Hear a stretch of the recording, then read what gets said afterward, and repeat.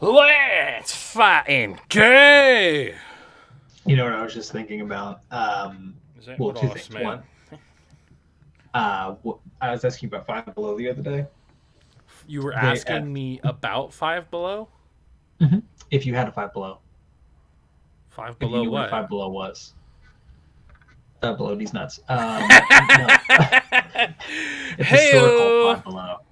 It's a historical Five Below? It's a store called Five Below. It's Store that's basically called Five Below. correct. Is it below five? There's Is it? things Oh, that is are it below $5. $5 and below? Okay, gotcha. Yeah, I got except there for like some of eventually. the gamer stuff. That's a little bit more, but not much, like 10 or 15. But the point I was getting at is whenever I was walking by, Eventually. they actually sell the green screens that go behind your chair, that go on your chair Oh, for like like it $10. snaps onto your Yeah, chair? That's funny. yeah. That's But funny. it's like it was also like really cool, like gamer gear stuff. That's a sock. We're not going to talk about why that's there. Um, no, that's from laundry. I'm There's legitimately no laundry. problematic. I'm a problem. Um, but yeah, they just have a lot of really cool. So if you have a Five Below near you and you're looking for some cheap gamer gear, they literally have everything from mice to keyboard to headphones to Do they also have lighting. snakes to feed the mice to? No, you find those on a plane. Ah! I am tweeting. I'm not actively well, I am actively ignoring you, but Yeah, for a that's purpose. per usual. Yeah, no. Oh, I hate it when I start a hashtag and it's like nobody's ever used that hash. How has nobody used Nick and Nora? I mean, I feel like, it's not a quintessential, but whatever. Just fucking whatever.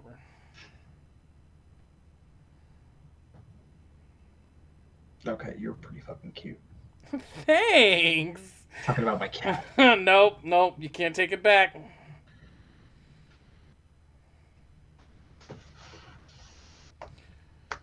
Hey. Is Boba with two Bubba like Bubba? No, Is it two B's no, or it's one? two. No, it's one B. It's one B. Okay, like I'm having hashtags. Somebody's putting in two B's. It's BOBBA. Bo ba ba ba a ba ba ba ba ba ba ran. Ba ba ba ba ba ba ba ba ran.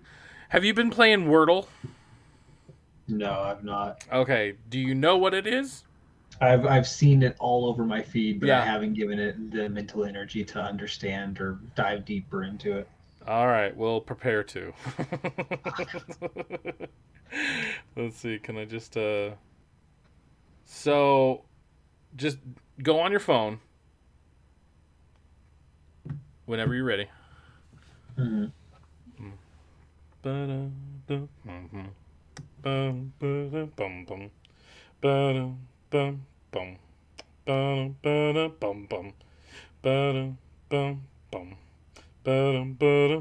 Hey, it doesn't look like Ginger.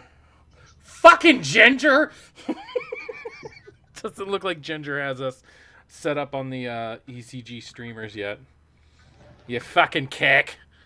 Fucking kicking bulls. Okay, I'm on my phone. All right, so type like Google Wordle, WORDLE. I can't show you my screen because I've already solved today's word, so like I don't want to give it away. Okay. Boom. Wordle. Should say like New York's time or something, Yeah. and then it just comes up with here. Let's see. Comes up with. Does it look kind of like that? Yeah. With a little keyboard down at the bottom. Okay, so the thing is that you're trying to guess the 5-letter word. If you get a green letter, that means it's the correct letter in the correct space. If you get a yellow letter, it is the correct letter but in the wrong space. And if you get a gray one, it's not a correct letter. And you have to just guess basically. And so you have 6 guesses to try to guess what the word is. So talk us through it. What are you gonna make your first guess be? These are just blank spaces. I just have to guess Yeah. words. But eventually, like, the keyboard itself will start filling out with gray ones, so you don't like use them again or something. You'll see once you do your first guess or whatever. So what? So do I just fit Yeah, fill it in. What do you got there? Matt? Matt. Okay, there you go. So click enter, and then it's gonna flip over. It's gonna tell you how many you got right, if you did get any right. I got 2 yellows 2 yellows. for the M and the A. The M and the A? Okay, so that means they're the correct letter, but you have it in the wrong spot. You know what I mean? So the Mm-hmm. A needs to go somewhere else, and the M needs to go somewhere else. Like I said, I can't help you out too much because I already did today's word. It's weird because there's only one word a day, but I also think it's supposed to be like a social thing, which is why you see it all over like Twitter and stuff. So yeah, it's supposed to be like a kind of social thing. So while you do that, I'm going to try to see where can I put my... Okay. So I Be like, got... Ginger, you fucking asshole.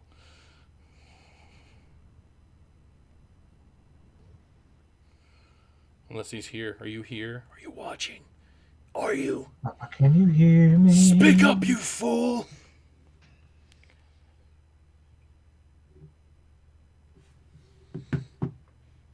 Well, I mean, like, I guess I could put it in, like, self-promo. Right? But those look like... Are those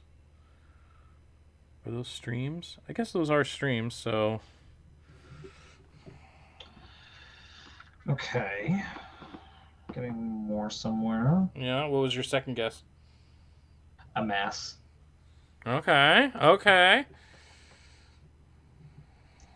And I've got alarm for my third one.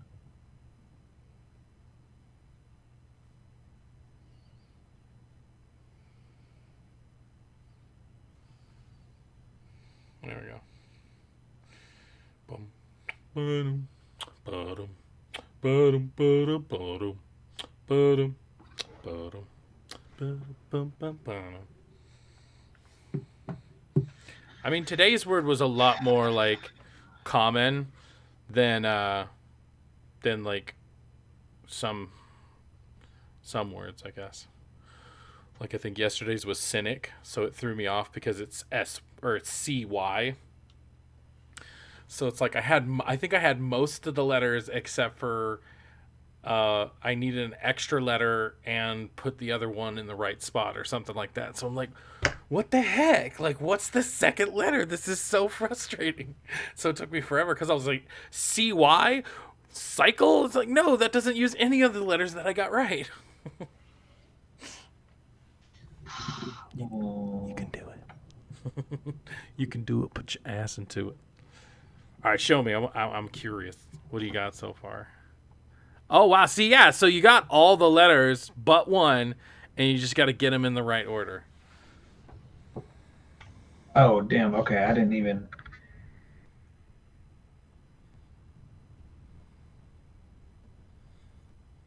So, yeah, you just need one letter. You got to figure out what that last letter is. If it helps, I don't know. If it helps, you can repeat letters, if that helps at all.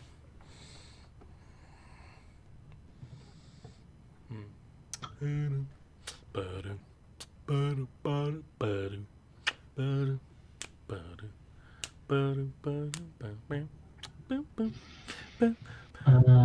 that at this point, like I got my wife into it, and so now me and my wife are competing, like who can get it today's word in fewer guesses or whatever. I got today's in 5. She had to use all 6, and I'm like, ha ha. I think yesterday she got 1 less than me, or did we tie yesterday? I don't know.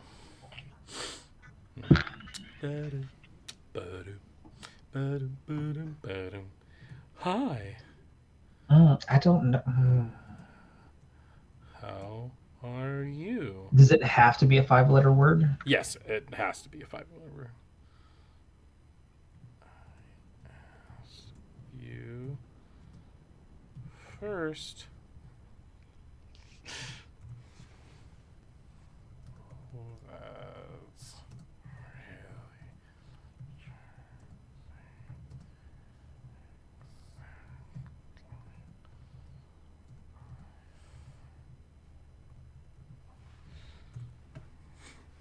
Oh, got it.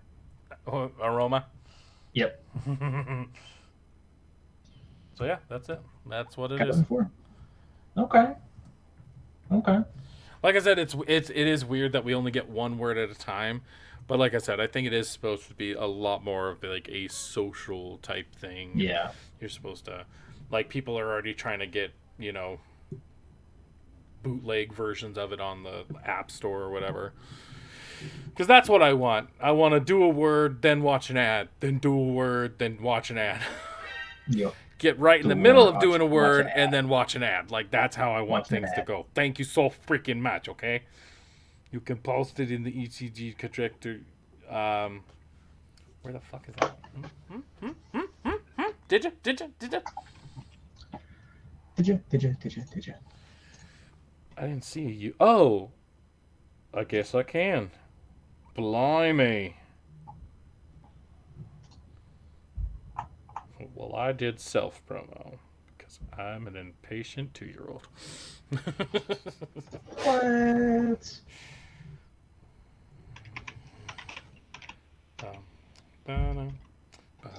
So I got through the rest of the New Rock Stars breakdown of the Doctor Strange or whatever. It's like, like, if you thought it was annoying before having to watch other things in order to enjoy Marvel, you're not getting any better. Because it's like there's just so much that you have to watch now. Like, if X-Men is gonna come into the universe, like, there's just so much that you have to do. Yes and no. I mean, it's one of those that they're out there. I mean, they have to be, but you have to have lived completely like Patrick under a rock to never have seen an X-Men film, or like any of the past Marvel films. Like, Right. Fantastic Four I can get, but like X-Men, when X-Men was basically the first big Marvel hero movie before Spider-Man. So like really, I feel like most of the mainstream, if they haven't watched even the newest X-Men stuff, they probably are confused, but it is one of those things. Like, I think it's going to be explained enough in a sense. Now, the only thing that I feel like might be Something's up with your mic. is what if. You want to rotate it, maybe? I don't hear that. I didn't realize it before, but it's like the more and more you talked, I'm like, it doesn't sound like I'm listening straight to you. It sounds like. Is that better or worse? Say it again. Is that better or worse? I can't tell. Try turning it around again. Better or worse? I can't tell. It definitely just doesn't sound like you normally do. Let me check my settings. Oh, it's because that's from my. Is that better? Say that again. Is that better? Yeah. See, that sounds like you. That sounds like you. I know how my baby sounds.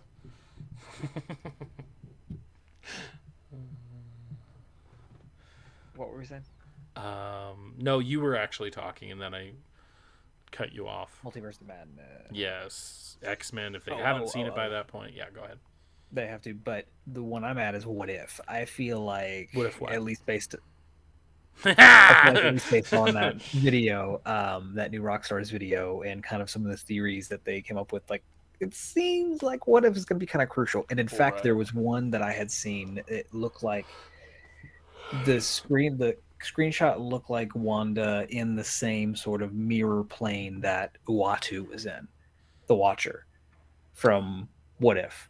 I thought you were trying to say M'Baku, and I'm like, that's not even close. No. Okay, never mind. You were saying a different word. Uatu. Oh man. So it's one of those we might experience that. I don't really buy the whole what was he called? Ultravision? Because some people were theorizing that Ultravision was on the council. It's like, no, he wouldn't have been. He literally would have destroyed everything. I mean, we saw him do that. True, but then they were saying that this could be a version of Ultron that actually succeeded. And it's like, Well, okay, yeah. At this point, I feel like it's what's going to be more plausible, that or Tom Cruise Iron Man, because I feel like Tom Cruise Iron Man actually is a lot more plausible, simply based on the fact that he was originally in the running with RDJ when they were first casting, and I know the people at Marvel Studios who make these films love to be meta, love to be like, especially it'd be lately, really funny if we got a Terrence Howard joke in there somewhere. That'd be really hilarious. Who's personally, Terrence Howard? He was the original roadie from Iron Man. Oh yeah. Ah, yeah, that would be kind of funny. Like, it's the Mandela effect. It's like we slipped into a different dimension or something. Yeah, that would be funny. Yeah. So it's one of those. I feel like they're going to bring that up. That would. Oh god, that would be so funny. But yeah, I mean, from what we've seen with the zombie, Wanda and the zombie, Doctor Strange, and then all the other things, like, I don't know, man. When they were connecting those dots with What If and the whole thing with Captain Carter and like that place, it's like, and then they brought up the whole thing with, Kang, and like, what if he was on there on that council, and then he decided to do his own thing with the Citadel, and then that's when he made the TVA. So it's like we're going down this rabbit hole that I feel like we're gonna have to contain at some point. Yeah. So, what do you want to do first? Do you want to do Boba first? Do you want to just talk about bullshit first, or Nick and Nora first? Boba. Boba. Hey. Boba. I love that at the very end it replaces the whole Boba Fett with Boba. It's just like, that's so stupid. Yeah. Well, yeah, that's what they're saying. The whole chant, the whole time has been Boba, Fett, Boba. I know, but like, I guess it was just more obvious now. I don't know, like, because I definitely didn't. No, that's what they're pointing out. Like, it was in retrospect thing. They're like, they showed that to be like, oh yeah, they were saying that the whole time. Oh, okay, gotcha. Because it's like, I noticed it even without like watching New Rock Stars, but I only really noticed it on that last episode or whatever. So right. So yeah, the last episode of Boba Fett came out. Did we intro this at all? Hi everybody, what's up? I'm Nick. I'm Nate. So yeah, the last episode of Boba Fett came out, and it was really good. It was really, really good. So this has been let's start with just the episode itself before I get into like the overall experience of having to watch this. So this episode itself not only was the finale, but it also was one of those. It was a culmination of all of our wild expectations of where they were going to take the show. Right. And it's been some time, so the internet's been the internet, and everyone's kind of talked it out, and so this is, like I said, a more marinated take, I feel like, for the both of us. But yeah, go ahead with yours first. Mine first? Okay. Mm-hmm. I mean, I don't know. Yeah, I loved it. Like, I feel like this episode fixed all the main problems of the entire series, which is, I mean, pretty much the same issue I'll have with almost any type of media, and that is pacing. Like, you can have drama.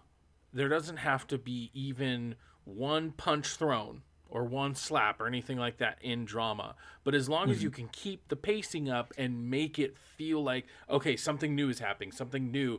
Ooh, that's really cool. That's interesting. As long as you can keep the pace going. Same thing with comedy. If you can keep me laughing, great. Or if you can keep me invested in the characters that are supposed to make me laugh, right? That is what makes a good comedy. And action is the same thing. You don't necessarily need wall to wall action.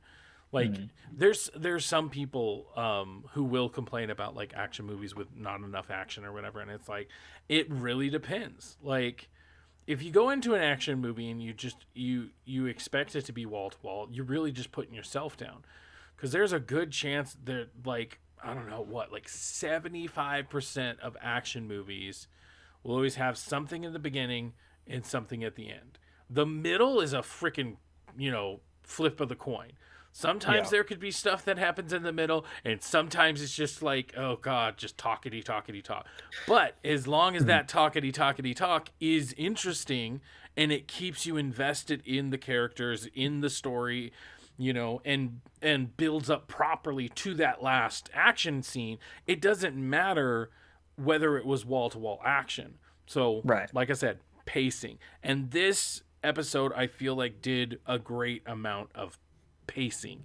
It fixed a lot of issues. I mean, thankfully, there wasn't any goddamn flashbacks, but even with or without that, it was just really well paced. And I mean, there was very few moments that were just like, okay, let's get back to, whatever, which I feel like any of the episodes, I felt that at one point in the episode where I was like, okay, what's happening back over here? You know what I mean? So, yeah. Yeah, I mean, as an episode itself, like it was... What are you doing, silly? Did you have Daddy's Lucho mask on? Yeah, come here. You want it? Okay. Well, thank you for showing me. That was adorable. Okay. Yeah, that's my friend. Okay. Oh. Come on, baby. All right, go get Mama. Let's finish your snack. You go finish your snack? Come on. Okay. She walks in with my Lucho mask on. Bye. Love you. Precious. Do you want a real kiss? We'll get over here then. Get over here. You want a kiss? Come here. All right, go get Mama, baby. Yes, way.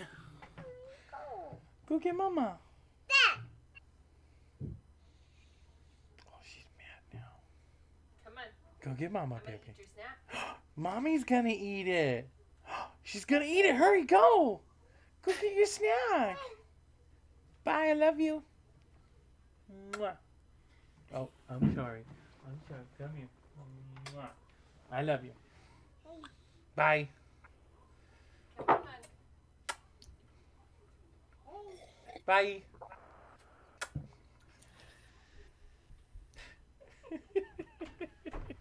Precious. It's not precious. Anytime somebody says precious, it always makes me think of Roz. It's like, oh, isn't that? Yes, it's precious. Anyways, was I talking or were you talking? I think I was. Okay, go for it.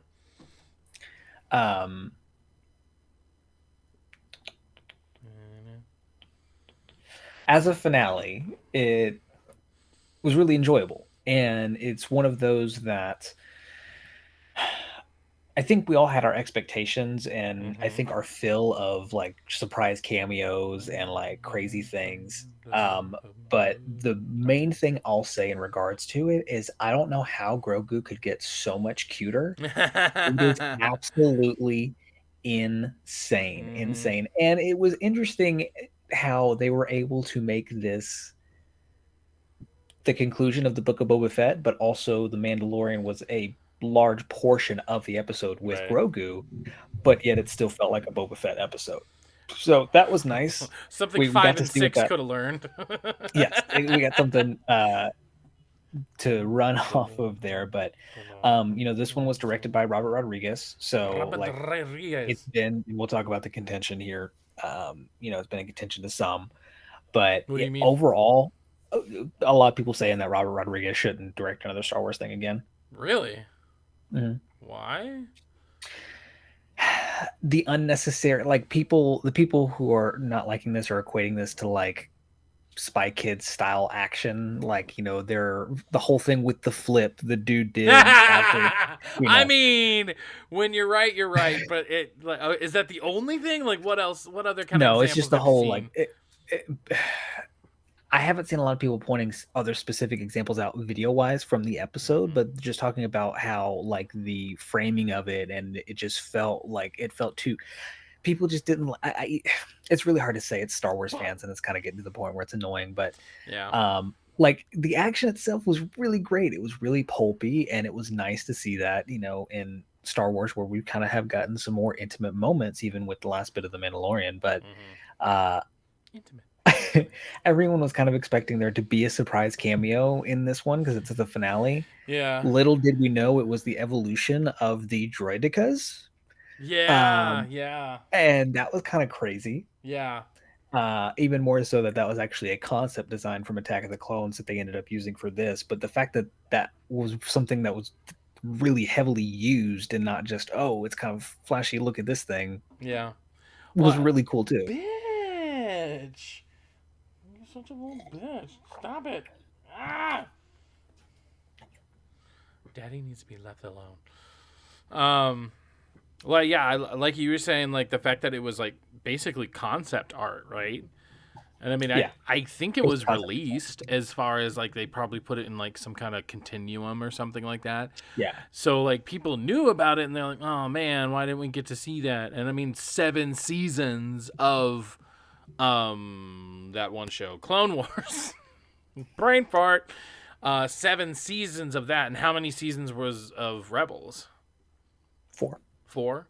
So it's like, but the droids are pretty much out by that point. True. But I'm just saying, like in general, Right. we have over 10 plus seasons of, you know, of Star Wars, and nobody wanted to bring that up, and then now we have them, and it's just like, oh my god, Right. like that was the only thing. Okay.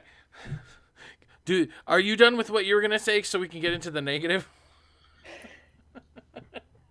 Sure, go ahead. Well, I mean, the main thing is that they're like, hey, let's shoot at it 50 million times because clearly that was working. Like, Well, no.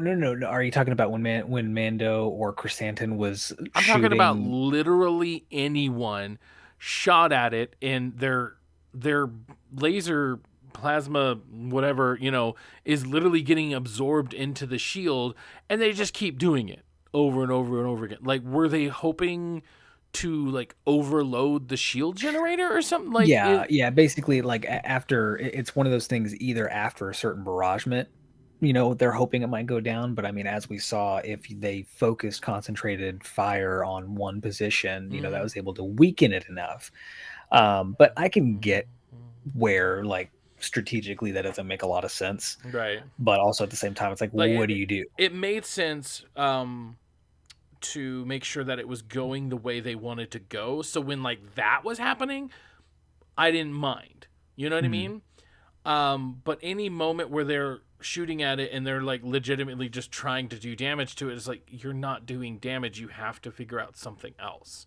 Right. And the fact that it took, at least in my eyes, just a little bit too long for that to go, hey guys, maybe we should try a different thing. I did like how like Boba's just like, hold my beer, I'll be right back. Goes and gets his thing, his fucking Rancor, and then he's like, brah. Well, there's also some other things too, like when we were watching, like Marissa pointed out, why doesn't he use his rocket on his jetpack through a large portion of the fight before the Scorpions got there? And I was like, yeah, and the explanation that I gave was he didn't want to, like, he was trying really hard to not damage and destroy the town, and that would cause a lot of damage. But the time that he uses it, it's flawed. It's pointless. Like, yeah. So, but great to see those knee packs coming in again, because like the not just using it the first time, but using it in addition to like his gun. Yeah, that was just maybe like, that's the Robert Rodriguez that they're talking about, because that also seemed very like Desperado, like yeah. I mean, like in Desperado, like one of the most annoying things that Antonio Banderas, one of the most annoying things that he does is he does this one move where he shoots, but he goes. That's like, who the fuck would shoot a gun that way? No one. Why the fuck are you? Like, That's how, and it was like sideways. It's like, is he like from Wanted and he's trying to curve the fucking bullets? bullet. Like, like it made no sense. Anyways, I mean that and the fucking twirl, like the twirl, and it was in slow motion. So as wrong as that twirl was, they focused on it for too long. He's like, I'm gonna let go of the person I'm trying to hold up, and then I'm just gonna like wee. Okay, like if there would have been some like literally in post, they could have just like put a laser going past him so that he had to twist to get out of the way of the laser. It would have been as easy as that, but instead he's just like wee. Like, look at me. There's this one movie on Netflix, and for the most part I was like, okay, they're doing their own stunts, like the action is very well shot, a lot of like long takes or whatever, and then we get to the last action scene and the whole thing is kind of done in slow motion, which is great. But then there's so many instances where like a lady would like twist around to shoot one way, and it's like, there's a guy literally right here. Why don't you get rid of the threat that is 2 inches from your face before twisting and shooting that way? And it's just like, and the fact that it's in slow motion made it worse, because it's just like you were just showing us your flaws in twice the amount of time that it takes. So it's just that's the most recent thing that's the one thing that gets stuck in my head about that movie. It's just like the unnecessary, like, oh, I'm gonna turn all the way around. Like there was one, I think she's like facing this way, she turns all the way around to then do a 180, so she does like a 720 or something so that she can then turn around and shoot 2 guys. And I'm like, why didn't you just do a 180? Like, you did an extra rotation because movie? Like, Right. Yeah, and here's the thing. Like, yes, there was a lot more stylized shit in this one, and it was kind of a little bit more like whatever. But I enjoyed that because for like a lot of, at least the beginning episodes, they were pretty simple when it comes to like principal production. So I mean, like they seem, just like going into sets. I mean, I'm not saying the production looked bad or anything, but it was very much like not grandiose Star Wars. It was a lot smaller scale. So seeing this larger scale battle from start to finish in a beautiful choreography, I mean, it made sense in right. the sense of like where they went from point A to point B. Right. The whole battle with Mando and Boba Fett and that whole interaction, like of them fighting, was really cool to see. But man, I think what solidified like the more satire characters for me, Pelimoto and the Domo's Arigato. Whatever his name is. Like at first when they were at the beginning of these episodes, I was like, man, I thought they were okay, and the Mandalorian kind of felt shoehorned in Disney stuff. But this time, like, both of them really excelled. Like the whole thing where he's like, I excelled in, basically negotiation politics. And like, he's like, when Boba agrees to it, it caught me off guard. I was like, okay. And then like, he goes to go out and he's like, yeah, we're gonna, oh, I'm dead. Like, I know that realization. You like, see the realization, and it was just a great scene. But the main thing I think that was actually really wholesome and important for me was all the Grogu stuff. Right. Yeah. Whenever he gets on that cart and then does that double take of the kid being there, and then he force leaps into his arms and is like basically going, Dad, it's like, oh my God. And then he's like, you're wearing the shirt. I'm like, God, why is this so, but that's what they get. 2 seasons of something like that sort of character development means so much to us. Yeah, definitely. So, I mean, I think this was a great way to end this, and it really kind of put to scale what the Book of Boba Fett was, and it was a lot smaller than what we were expecting, but I think, that is the kind of point to be made. But let me ask you this. How do you feel like this episode ranks in comparison to the others? And then at the end, like with it being the finale, what is your thoughts on on this season as a whole? So where it ranks is right below episode 5, which was the first one that we got the Mandalorian in. Okay. I'd say it goes 5, 7, 6, and then all the other ones just tie, I guess. Because like they're all just they're building, sure, but like none of them were Yeah. like really that memorable, you know. I honestly, I could tell you certain things that happened, but like if you quizzed me on like what episode they were on, I would have no idea. So yeah, I would definitely say it's 5, 7, 6 as far as ranking, and then all the other ones. So as a whole, on the whole, preparation age. I don't know. I saw this one video title, and I didn't watch it, but I kind of totally agreed with the title, and the title was pretty much just Oh, that sounds like such a. Oh, I didn't read the article, but I got the headline. Shut up! Shut up! Listen to me. But I agree with the title. The title was Book of Boba Fett is content. And that's what it is. Do you get it?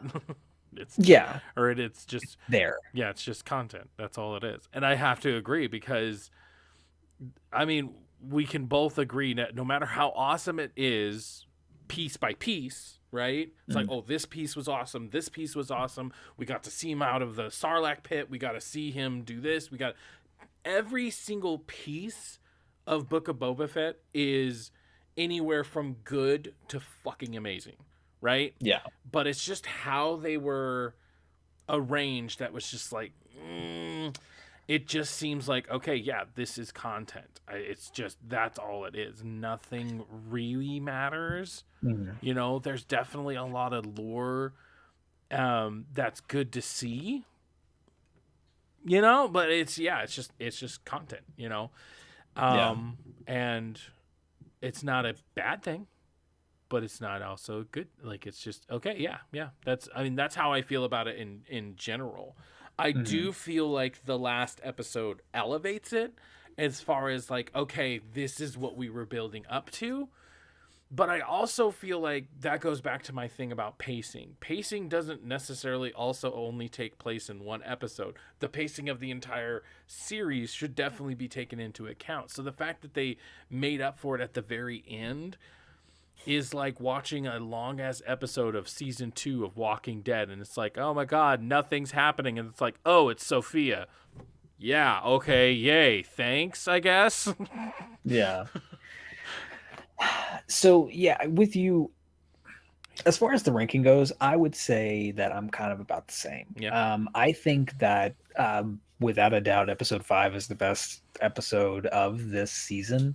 Yeah. And then I would say, yeah, 7 and 6. I liked 6, and 6 was cool to see, like Luke, and see, like, just seeing as a Clone Wars and Rebels fan, seeing Ahsoka and that whole interaction, like, it meant a lot. But man, just seeing Din Djarin be an absolute badass, like just seeing stuff that we haven't seen before, especially again in Clone Wars and Rebels fans, into live action.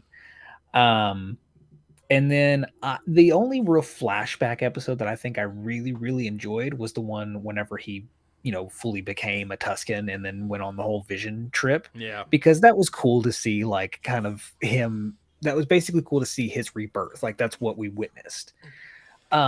But yeah, going back to you with the whole pacing thing, that I feel like is my biggest. If I have to put a sticking point in, it's going to be that, because there was I think, I don't remember the exact video, but other people talking about this, they're like, it kind of makes me think that maybe there was something behind the scenes production wise, like when the show was going on, they were like, hey, it's going to be this thing, and then realized, hey, not really sure about that. So yeah, maybe see this the as same a thing template happened with What If. There was supposed to be an episode with Gamora, because even in the promotion, all the promotional stuff, she has Thanos's like twin blade or whatever, and then they cut that and they're gonna put it into season 2 or whatever. So it's like I think you have a good astute. You're frozen, by the way. I am. Well, good fucking for you. I lost my connection. Yep. Now you're back. Yeah. Okay. Anyways, I was just giving you props because I think that's a very astute observation. That's it. That's all. Which one? Which observation was it again? It was the observation about. I think we have stopped. YouTube is not receiving enough video to maintain the stream. Go live. Okay. Blah, blah, blah, blah, blah, blah.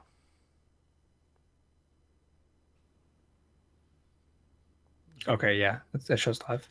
Blah, blah, blah, blah. Is that me? Is it working? Hello? Okay, yes.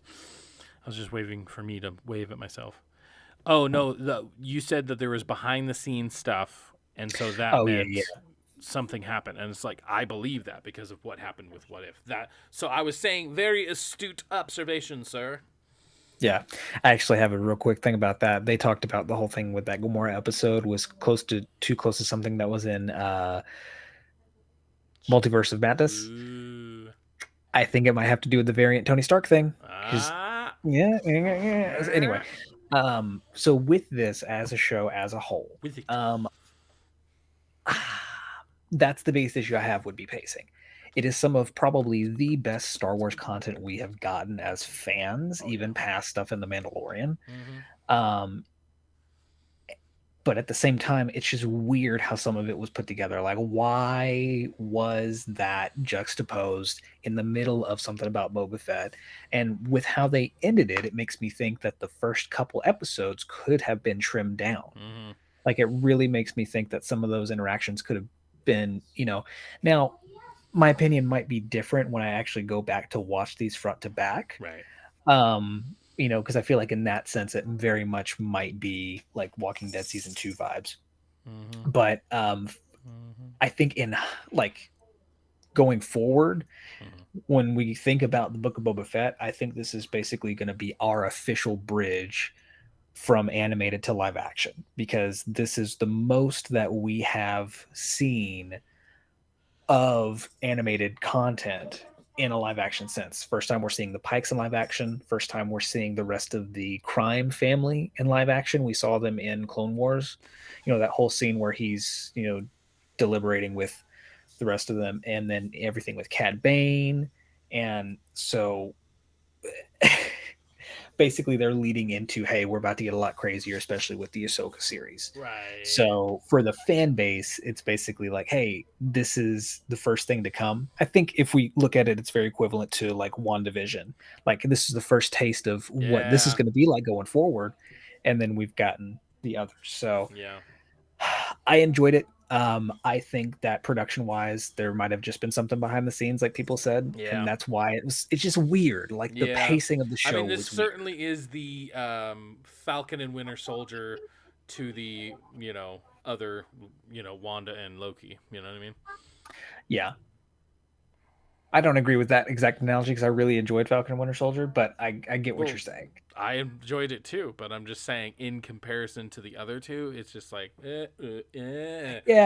No, that's fair. So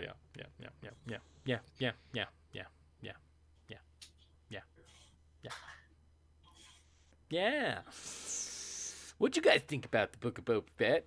Go ahead and tell us down in the comments below, and also look at all the other videos that we have, like our month of love. So far we've got 2. We're doing another one, so you could just probably click on it over here or something. I don't know. But we're going to be doing that as well, so look for that. But we also have, we're going to have some reviews coming up, like Elden Ring's going to come up. I think I'm going to probably gush about that. And, like, share, subscribe, all that good stuff. I was Nick. And I was Nate. And goodbye, YouTube. Boba, Fett. Boba.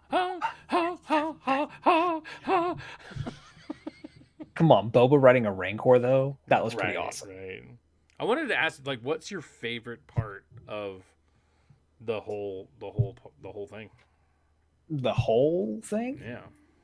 Well, I mean, a whole last episode. Fuck the rest.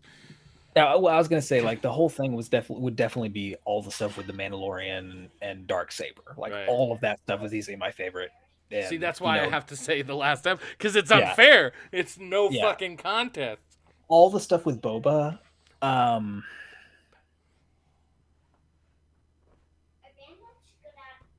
I don't know. I really liked him and Mando fighting and the whole conversation of, I'm with you till the end. Like that was cool. Yeah. Like seeing two Mandalorians for the first time live action, just wrecking shop. Yeah.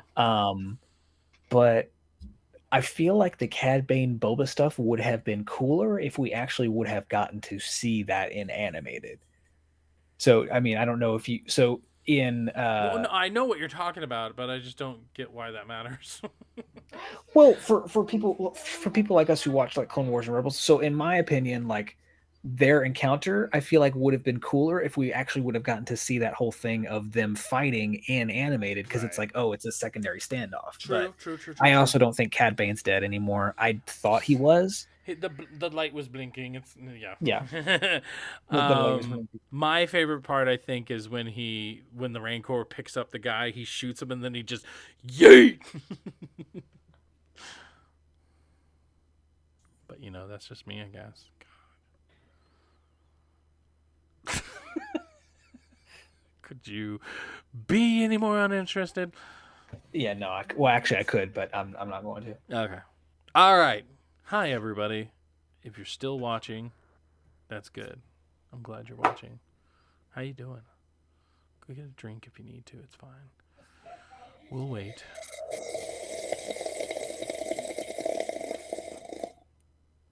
So, the month of love. Today is actually, the day after the day of love. That makes sense. And by the time this comes out, it'll be the 2 days after. Anyways.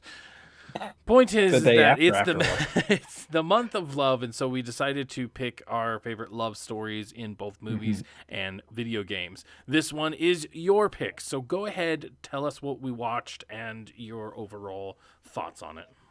So this one that we picked is one of my all-time favorites. Nick asked me, "Hey, what's your favorite movie?" I popped it off right off the top of my head. Nick and Nora's Infinite Playlist is one of those mid to late 2000 gems where, kind of gives you thoughts of like Scott Pilgrim or Perks of Being a Wallflower, that kind of sort of escapism kind of movie. Yeah. But stars Michael Cera and Kat Dennings.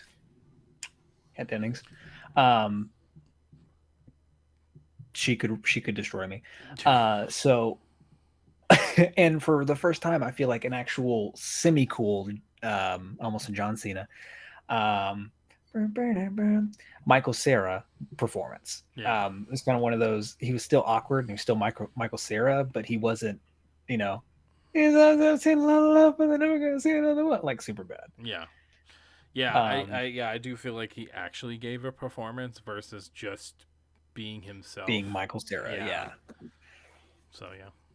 Keep going. But it, definitely a love story. It's about the whole teenager thing of just breaking up with an ex, but you're still not over, and then new person who's coming into the equation, completely unexpected. And basically one of those films where it kind of tells you to, at the end of it, not let your life be planned out. Like just go with the flow is pretty much what it's saying.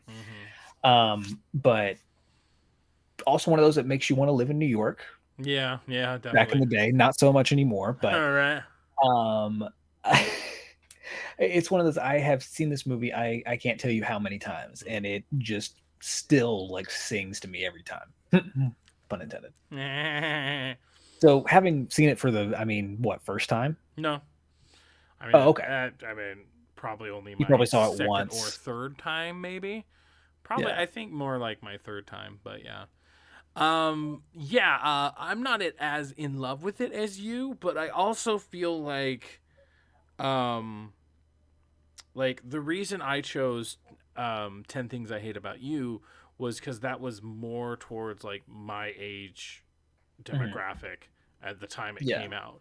So by the time this came out, because I'm an old fart, like, I don't know, like they were acting more like college students than high school Yeah. students, because like I mean, obviously I don't know what the culture is around New York or whatever, but yeah, the fact that you have a bunch of teenagers staying out quite literally all night long, like I think it was pretty well established that they're just about to go to college, so it's like, okay, they are either adults or 18. they're very close to being adults. Like I get that, but Yeah. at the same time, like staying out all night, like, and that honestly, I am perfectly willing to admit that that could just be me as a dad. Is that like a fallout? That was a pipe. That was a Oh, pipe. I thought that was like a But it fallout sounded like a wolf siren. howl. No, none of it. Well, I mean, Russia's supposed to invade tomorrow, so we'll Right, see. yeah. But yeah, so I mean, that was something that after, because me and Marissa had watched that, and she brought that up. I didn't care for how they showed them as high school students, and I was like, yeah, I mean, now that I'm an adult, Right. it's like, yeah, that definitely it feels weird that they put them in like a high school setting. But in regards to the whole them being out, from having a few friends that live in New York, in the New York area, and kind of things that they've told me, it doesn't sound like that's actually uncommon. It Yeah. sounds like that's a pretty normal thing of like, hey, we're going to the city and we're like, we're going out all night. Like that's a pretty normal thing, it seems like. Yeah. But again, yeah, it's just weird how it's like they had introduced them being high school students and then kind of forgot about it for a large portion of the movie, and then remembered here and there, oh yeah, these kids are in high school. Yeah. Well, I also feel like most of the place they were going were like bars. I mean, Correct. and I mean, But he's also a band performing. Sure, So sure. But yeah, it's just like, yeah, like, I don't know. Once again, just could be my dad. But overall, I did really like it. As far as like their little meet cute, where she just goes up and kisses him to make the other girl jealous, not even knowing that that's the guy that she's kind of been falling for. Like that was Right. really cute. And I do also like the kind of underlying, like they basically get each other out of their respective toxic relationships, Right. because yeah, the one girl broke up with them and now all of a sudden she just wants attention, and so that's when she wants to get back with them, not because she misses them or anything. Like she's literally parading Gary all over the freaking place, but then like doesn't want to hear anything from him. Right. And then the other guy is quite literally using the Nora for her dad. And so they were kind of able to come together and, and take each other away from these toxic relationships, which does make me hopeful for their future. Because it's like, in any other situation, if it would just, if it would have been him just getting over a girlfriend and then he meets her, like, it would almost be like one of those things that as soon as the credits roll, you'd kind of think to yourself, how long do they really last? But adding in the fact that both of them kind of saved each other from a toxic relationship makes it feel like it's a lot more likely that they would actually stay together afterwards. Right. Yeah. Basically, they end up being what the other needed without them knowing. Yeah, exactly. And that's one of those things that I have always enjoyed about it, even after this rewatch, is like that same message and that same, basically taking control of your own life kind of message, and shaking off a lot of things. Going into the toxic relationships, though, I forgot that old Jay was Nora's boyfriend, and the whole scenes of it was like, here, I thought, would you like this? It's like, whoa, I don't know if the world's ready for that much Jew fire. That whole situation, he's one of those actors that I really enjoy unironically. Yeah. And just he's like, I feel like my Michael Cera, like he's like a stoner Michael Cera. Gotcha. Yeah. Well, what's Um, interesting is I just saw another romantic comedy that he was the star in, and it's like She's Out of Your League. Do you know that yeah, one? So he was the main one in that, but in that one he was a lot more nasally and he was a lot yeah, more he's like, yeah, neurotic.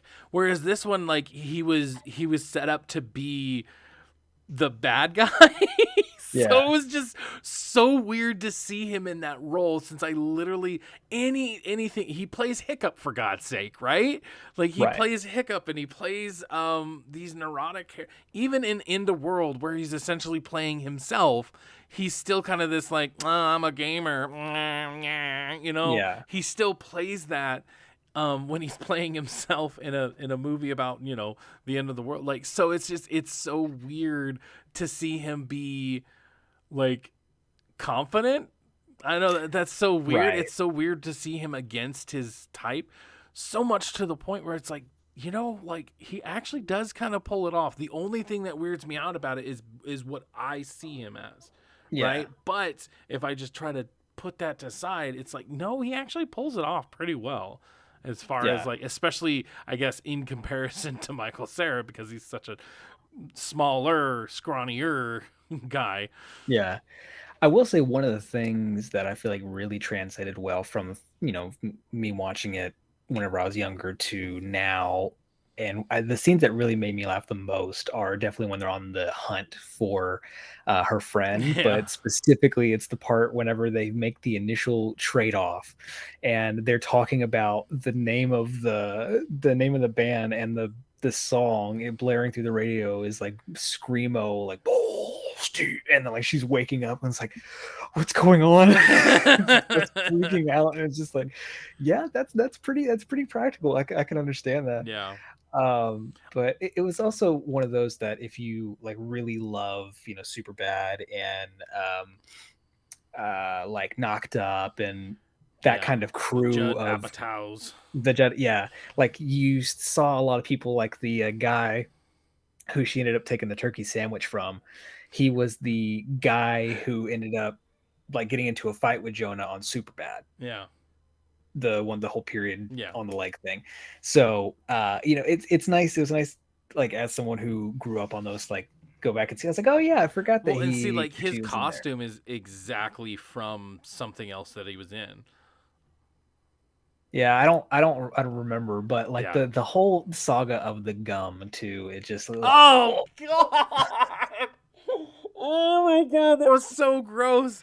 Because it goes in the throw up, and then she takes it, and then Nora's been chewing it this whole time, has no idea it's been in a fucking puke bucket, and then they make out, and then Michael Cera has it. It's like, oh god. Oh, but it's like, yeah, it was nice as an adult. It was like all the innuendos I didn't get before, like the whole Right. significance of the, I've never had one, and the guy goes like, oh, you would know. Like I understood that joke when I was younger, but now it's like, hey, that's an awkward exchange Yeah. to really have in the store. But yeah, I know for me, this is definitely one of those. It's a classic because, and I think it's actually interesting our picks that they are very generational in a sense. Yeah, Like definitely. for me, this is one like I can think of what's that Zac Efron and Michael B. Jordan one with Miles Teller, the one where they're all in New York and they're roommates. You know which one I'm talking about? Yeah. I wouldn't be able to tell you what it is, but I do. I like it. You know what I'm talking about. I know what you're Yeah. talking about. Yeah. It's like I remember that time period where movies were all kind of similar to this, where it was just Right. very much like you want to live here, sort of. Yeah. These movies are definitely a vibe. Is like the kind of main way I could call it, but yeah, great Kat Dennings, Michael Cera film, and again, just Kat Dennings. Please be in more things. Kat Dennings is so gorgeous, and she's gorgeous in a way that's like an approachable gorgeous. Like I guess the only other way I could describe it is that like the girl that he was with definitely seemed like a mean girl, like I'm too hot for my own good, right? Mm-hmm. So it's like it was kind of one of those situations. Yeah, what did you see in her other than she was fucking hot? Like that awkward moment is the film. Gotcha. Yep. But yeah, other than the fact that she was hot, like what did you see in her? And I think that is what he saw in her. And so, but she's also very manipulative, and so that's probably how she kept him. But no, like Kat Dennings is so beautiful in like a much more approachable way because I I don't want to come off mean. Well, no, it's also about the confidence. Like that's the yeah. Hold on, I'm going somewhere. I don't want to come off mean, but like the girl that was his girlfriend is very petite, and like Kat Dennings is not plus size by any means, but it's like in Hollywood she would be considered like obese. I think it's bullshit because it's like, I mean, if anything, Kat Dennings is like 100% my wife in high school, like same body type and everything or whatever. So yeah, I'm not putting down Kat Dennings body. If anything, I'm elevating it because instead of having a skinny ass bitch as their lead, they went with somebody that's a lot more normal of a body type. I still think she's absolutely gorgeous and she's just beautiful, but it is nice to have this type of, and it doesn't have a Cameron Diaz or someone who is more traditionally gorgeous or whatever. So it's like, yeah, I mean, I think that's just an overall good message, because I definitely I mean, well, even though the skinny bitch is kind of a cliche, it's also just like, like it does a good job of like that kind of film that in a semi hand-fisted way is like subverting expectation. Right. It's like basically saying, hey, like these are the societal norms. Be the strange kid. Be the weird kid out in the crowd. Yeah. Stand out. Yeah, and that's why I kind of equate it to stuff like Scott Pilgrim. Like I feel like these kind of movies like speak to a certain type of crowd, me included. But yeah, love this film, and it's a really good, cute romance story too. Yeah. I mean, that's it, I guess. Like, good choices. 10 Things I Hate About You and Nick and Nora, like they very much play off of each other in very like kind of like what you're saying, generational. Like the 10 Things I Hate About You was like kind of the Nick and Nora super bad of my age or whatever. So really good. So we're gonna pass the question on to you guys. What is some love stories that maybe you rewatch, this time of year or just whenever you're kind of in the mood for a love story, so if you had to choose a number 2, since this is our last movie of the month, if you had to choose a number 2, what would be your number 2 like love story of all time?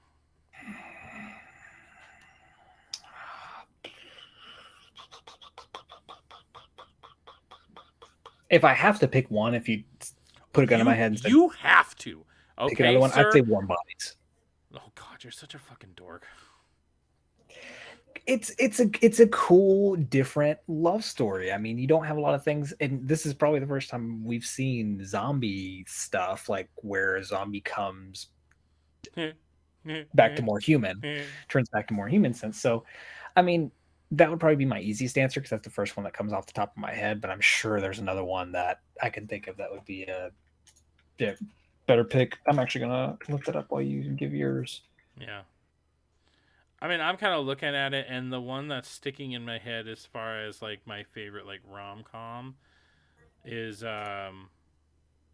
actually Wedding Singer. I love it. It's goofy enough that it's Adam Sandler, so you're not expecting the world, but I do feel like it's just such a good match. Okay. Him and Drew Barrymore. I've got another one actually. Go for it. The Ugly Truth. That one's so cliche. Like Katherine I love Heigl. it though. It's Katherine so Heigl is such a bitch, And I don't know, the whole like stiff lady person meets a guy who's a little bit brazen, and oh god, never mind. My second of all time would be Blast from the Past. That one is just so. Have you seen that one? Blast from the Past. Which Brendan one is Fraser that? and Oh, yes. Alicia. The one where it's like the Pleasantville style. Yeah, well, no. Well, yeah, yes and Yes, no. yes, His and no. family Where goes they're in into a bomb shelter. Bomb shelter. Yeah, and then yeah. So yes. So yeah, you get it. That's a good one. Yeah, I love that one too. That's a classic. That one has a similar like kookiness to the comedy as far as yeah, there's some outrageous stuff happens or whatever, and I same thing about 10 Things I Hate About You, but yeah, Blast from the Past, like that's a good one. That's one I haven't thought about. And in a while. I think the reason I would put that above like Wedding Singer is just because of like how creative it is. It's not above Wedding Singer. It's definitely above Wedding Singer. No. Yeah, just how creative it is because Hitch is also one I'll call out. Hitch is a good one. Yeah, that one's good. Also a bit cliche. It is, but I mean that's what romance stories are. Yeah. He said Hitch. What's your favorite romantic Long comedy Shot of one I all would time? recommend. I mean, anything's better than what was it? Blast from the Past. Blast from the Past. No. There's not much. One I would recommend if you haven't seen it is Long Shot. That's actually that one's really good. Yeah. Yeah. Trainwreck I still don't care for. I've seen it once. Don't care for it. Yeah. Ooh, I forgot about that one. The Girl Next Door. Oh yeah, that one.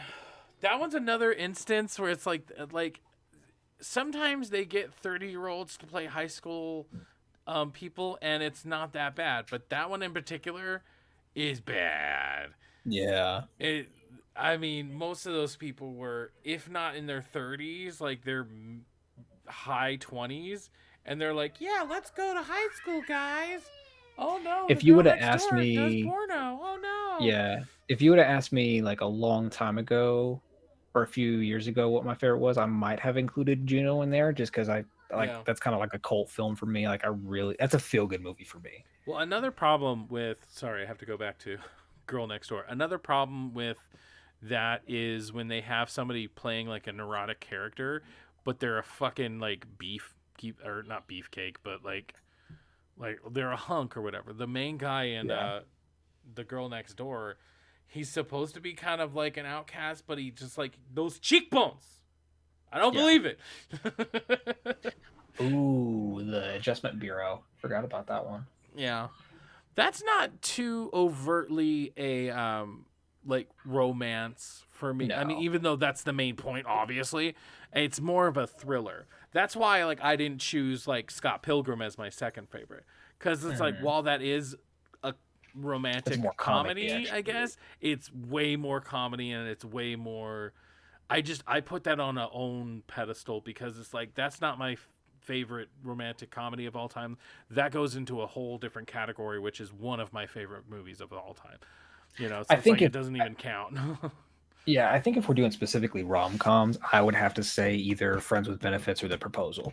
Yeah. Because those are two that which one's Friends with Benefits?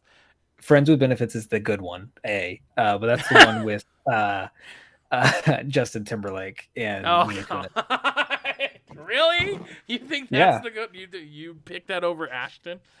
Oh, 100%. And I also I barely remember the Ashton one, but I've seen Friends with Benefits a fair bit. Another one which I would argue you could also put as a Christmas movie is Just Friends with Ryan Reynolds.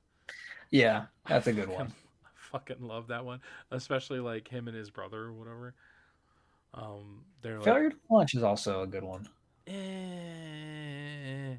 I don't like movies where there's like some person is tricking another person, and then because then that the other person's gonna find out. It's just like well, I mean 10 Things I Hate About You definitely has that happen as well, but I feel like 10 Things I Hate About You did it way before it was just overdone in romantic comedies. Yeah.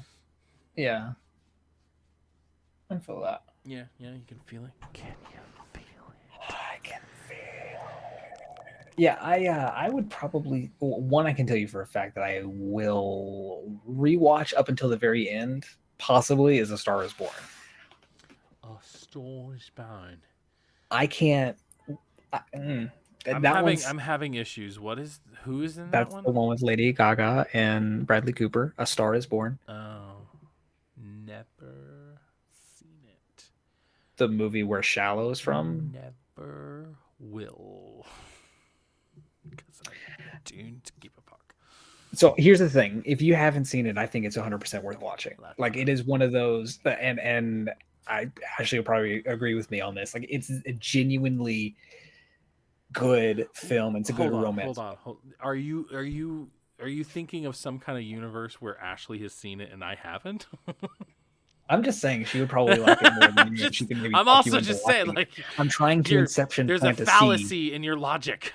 No. I'm trying to inception plant a seed phallic. so you could bring this. So no. I'm being smart because the reason I say that you're gonna go back and be like, it's on streaming, Nate said, it was on Nate Hulu. It was on Hulu, and for the longest time, we just never fucking watched it. It just eventually, came off of Hulu, so it's like, oh well. Yeah. I also don't like. I don't like. Okay, spoilers. Okay, guys, look away. He dies at the end, doesn't he? Yeah. Yeah. I don't like love stories like that. I think they're stupid. I don't like love stories with bad endings, like Dear John with Channing Tatum or whatever. I fucking hate that movie because it's just like Amanda Seyfried is a fucking bitch. Like she just goes with some other fucking dude. Like I'm sorry.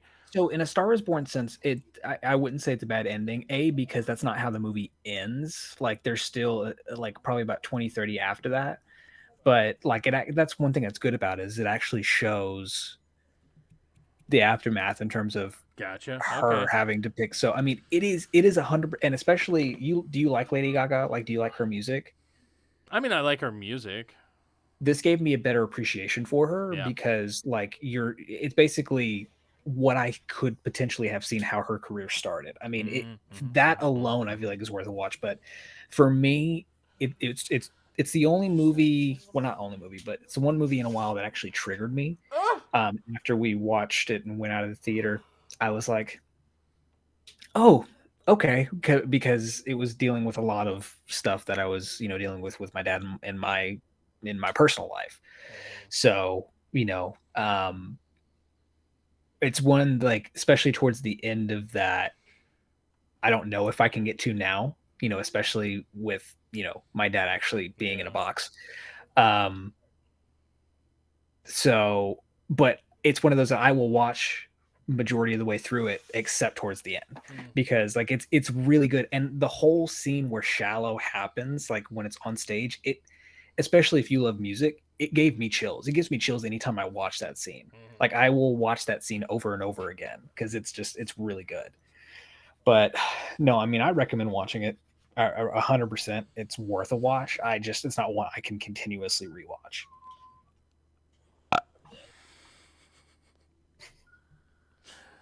And on that note,